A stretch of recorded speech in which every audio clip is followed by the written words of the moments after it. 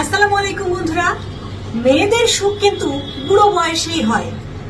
কেন বলছি, যাদের নতুন নতুন বিয়ে হয়েছে তাদেরকে বলছি। নতুন নতুন বিয়ে হওয়ার পর যদি তোমাকে তোমার শাশুড়ি, দেবর, ননদ বা আত্মীয় স্বজন, পরিবারের লোকজন যদি তোমাকে অপমান করে, তোমাকে ছোট করে কথা বলে, খারাপ ব্যবহার করে, তাহলে না একটু হজম করতে শিখবা। দিন শেষে হাজবেন্ড যখন আসবে তখন হাজবেন্ডের কাছেই গড়গড় করে সবকিছু বলে দেওয়ার দরকার নাই। কারণ তুমি পরের মেয়ে, তোমার কথা সে পরে বিশ্বাস করবে। জন্মের পর থেকে যাদের কাছে আছে তাদের কথাই কিন্তু সে বিশ্বাস করবে। এটাই বাস্তব। এই বাস্তবতাকে মেনে নিয়ে যাদের বিয়ে হয়েছে নতুন, তাদেরকে বলছি, তোমরা যখন নতুন নতুন বিয়ে হবে, যে যাই বলুক একটু হজম করতে শেখো। এবং বিয়ের 2, 4, 5, 10 বছরের মধ্যে কিছু কি টুকুটুকু বাবু নিয়ে নাও।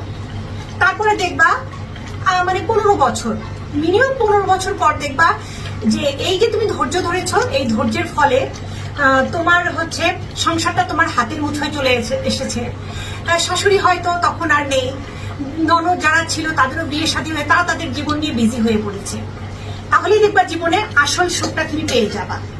আর যে সকল মেয়েরা ওই যে ডায়লগ দেয় না, যে 25 বছর বয়স আমার যে শাড়ি দরকার, যে সুখ দরকার, আমি সেটা ওই 60 বছরে পেলে আমি সেটা লাগবে না, সে সকল মেয়েদের কপালেই দুঃখ জোটে। বুঝতে পেরেছ? সে সকল মেয়েদেরই না হয় পরকীয়া হয়, না হয় ডিভোর্স হয়, না হয় লাইফটাই তাদের নষ্ট হয়ে যায়। তো মেয়েদের সুখ একটু বুড়ো বয়সে আসে। সেই জন্য আমি বললাম, এটা মেনে নিয়ে যে মেয়েরা খুব সুন্দর করে একটু ধৈর্য ধরে সবার কথা হজম করে, হাজবেন্ডের সাথে এত নালিশ না করে একটু কষ্ট করো, বুড়ো বয়সের সুখটাই কিন্তু আসল সুখ। যৌবন বয়সে পরিশ্রম করতে পারবা, কিন্তু বুড়োকালে কিন্তু পরিশ্রম করা যায় না।